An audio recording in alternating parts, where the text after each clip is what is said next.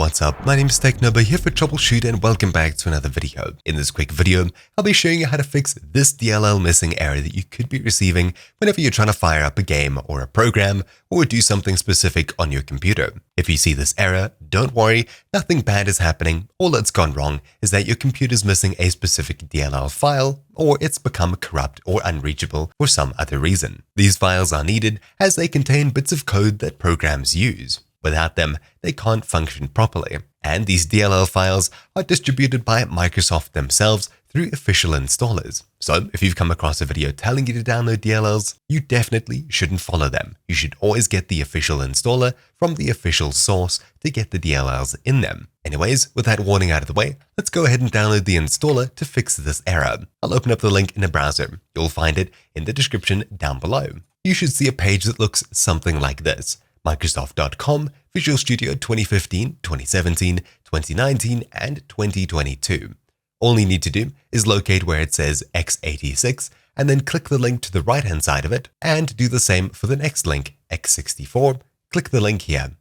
Then two files will be downloaded onto your computer, both around 25 or 24 megabytes.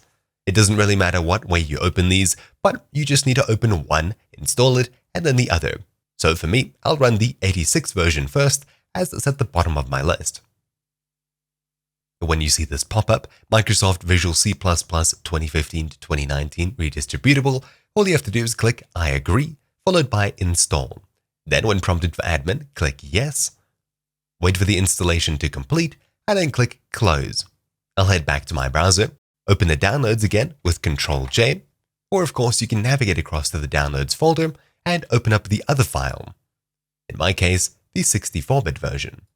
Simply agree once again, install, click yes when prompted for admin, wait for the installation to complete, and then click close.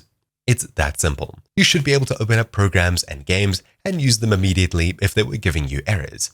However, if you're still receiving an error, try rebooting your computer and then try the applications once more. If you're still receiving errors, hit the Start button on your keyboard, then we'll be searching for CMD. Right-click Command Prompt, and then click Run as Administrator. Click Yes when prompted for admin, and inside of this window over here, type in sfc/scan now, one word.